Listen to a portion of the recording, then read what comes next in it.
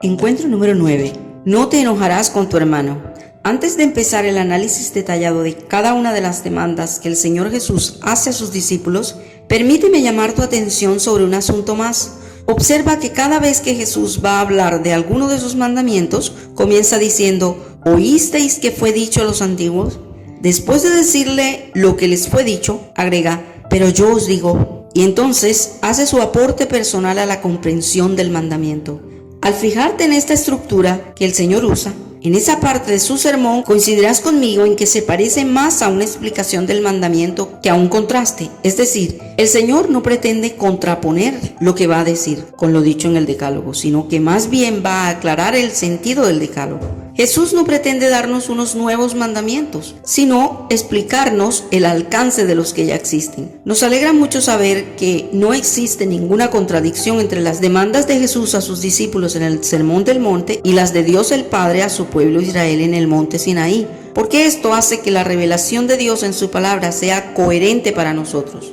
A manera de ilustración de lo dicho en el párrafo anterior, podemos decir que Jesús es como la Corte Suprema en cuanto a la ley de Dios. Dios el Padre legisló en el monte Sinaí al entregarnos los 10 mandamientos, pero es el Señor Jesucristo quien nos explica cuál es la intención que su Padre tenía cuando dio sus leyes. Él nos explica, como dirían los juristas, el espíritu de la norma, o sea, su verdadero sentido y propósito. Con esto en mente, te invito a que estudiemos cada uno de los deberes que tenemos como discípulos de Cristo. En esta lección veremos solo el primer deber. En Mateo 5, del 21 al 26, Jesús dice: oísteis que fue dicho a los antiguos, no matarás, y cualquiera que matare será culpable de juicio. Pero yo os digo que cualquiera que se enoje contra su hermano será culpable de juicio, y cualquiera que diga necio a su hermano será culpable ante el concilio, y cualquiera que le diga fatuo quedará expuesto al infierno de fuego. Por tanto, si traes tu ofrenda al altar y allí te acuerdas de que tu hermano tiene algo contra ti, deja allí tu ofrenda delante del altar y anda, reconcíliate primero con tu hermano y entonces ven y presenta tu ofrenda. Ponte de acuerdo con tu adversario pronto, entre tanto que estás con él en el camino, no sea que el adversario te entregue al juez y el juez al alguacil y seas echado en la cárcel. De cierto te digo que no saldrás de allí hasta que pagues el último cuadrante. El sexto mandamiento prohíbe el homicidio. Éxodo 20:13. Simplemente dice: no matarás. Los fariseos en los tiempos de Jesús decían: cualquiera que matare, dándole el sentido a estas palabras de que la violación del mandamiento consistía en la acción violenta que conducía a quitarle la vida a otro ser humano.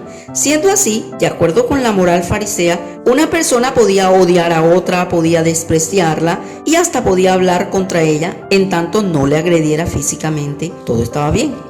Para Jesús, no matarás significa no estar enojado con el hermano. En cambio, para el Señor Jesús, no matarás significa más, mucho más. Significa que hay que cuidar las motivaciones de nuestro corazón y cuidarse de estar enojado contra nuestros hermanos. Él dice: pero yo os digo que cualquiera que se enoje contra su hermano será culpable de juicio. Mateo 5:22. Les recuerda a sus oyentes que mientras para los fariseos lo condenable solamente es la acción del homicidio, para Dios lo condenable es la motivación que conduce a él, es decir, la ira descontrolada que se convierte en enojo. Básicamente, lo que el Señor nos enseña es que estar enojados con el hermano equivale a matarlo delante de Dios. Aclaremos antes de continuar que el enojo y la ira son distintos. La ira es una pasión natural que en algunos casos puede resultar legítima y hasta digna de admiración y elogio.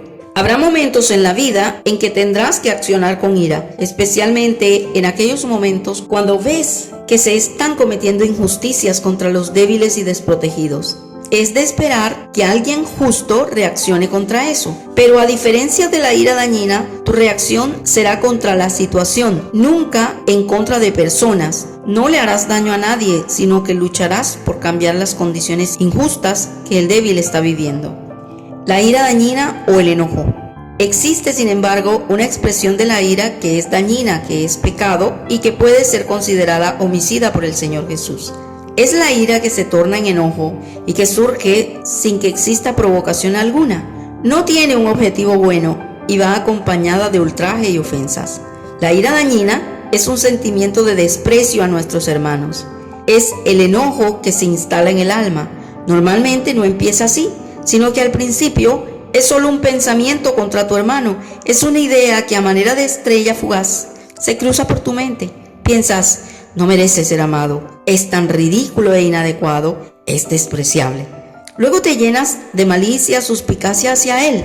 Hasta este momento aparentemente no hay nada malo, pero ya se está gestando la semilla del odio, el resentimiento y el deseo de hacerle daño. Todo empezó en tu mente, en tu corazón, y esta es la advertencia de Jesús. No permitan que su corazón se contamine con estos pensamientos y sentimientos. Manténganse puros. Recuerda que a las acciones le anteceden los sentimientos y a los sentimientos le anteceden los pensamientos. Cuidado con lo que albergas en tu alma, en tu mente y corazón hacia tu hermano. Allí es donde todo comienza. Allí es donde debes ser vigilante. La ira dañina es la que surge sin provocación alguna, ni tiene causa legítima. Se fundamenta en un desprecio por el otro. No es la reacción valiente y santa frente a la injusticia, sino la manifestación de una pasión desbordada. Una explosión emotiva que hace daño con las palabras. Esa clase de ira es fácil de reconocer, pues es irracional, desmedida e injusta. No corresponde a la falta y brota casi de manera espontánea. Se vuelve incontrolable y no descansa hasta que le hace daño al otro. La ira que es dañina es el sentimiento de enojo que provoca un lenguaje oprobioso contra el hermano. En Mateo 5:22 dice, y cualquiera que diga necio a su hermano será culpable ante el concilio, y cualquiera que le diga fatuo quedará expuesto al infierno de fuego.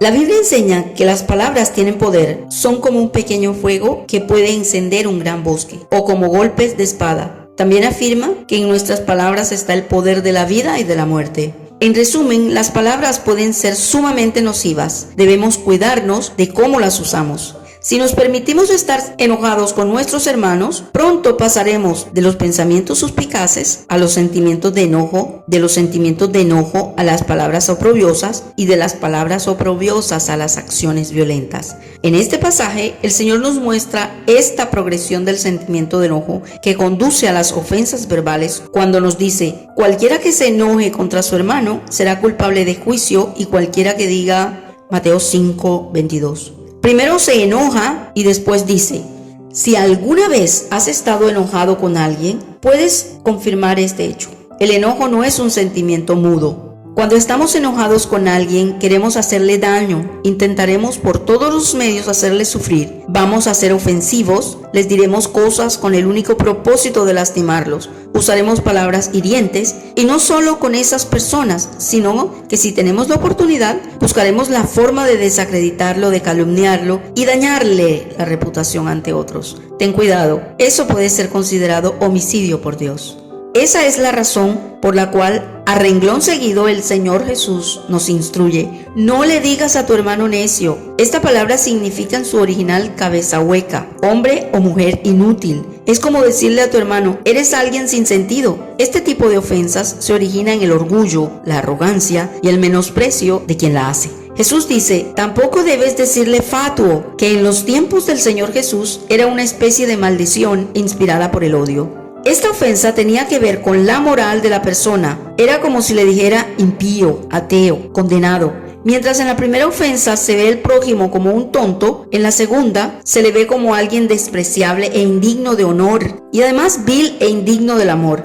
La segunda palabra equivale a decir que es alguien que no tiene ni merece la gracia de Dios. Notarás, por supuesto, que lo trascendental en esta explicación no es el término en sí, sino la actitud, lo que mueve a la persona que usa estas ofensas. Digo esto porque hoy no necesariamente utilizamos términos como necio o fatuo para ofender a las personas, pero sí tenemos una actitud orgullosa, arrogante, soberbia, llena de odio, que nos impulsa a ofender a nuestros hermanos. Somos culpables ante Dios. En oposición a esto, las Sagradas Escrituras nos recomienda que hablemos entre nosotros con salmos, himnos, cánticos espirituales, procurando edificarnos los unos a los otros. Sé cuidadoso en tus palabras, examina siempre tu corazón. Un proverbio popular dice, conecte su cerebro antes de mover su lengua. La Biblia te enseña, examina tu corazón antes de hablar de tu hermano.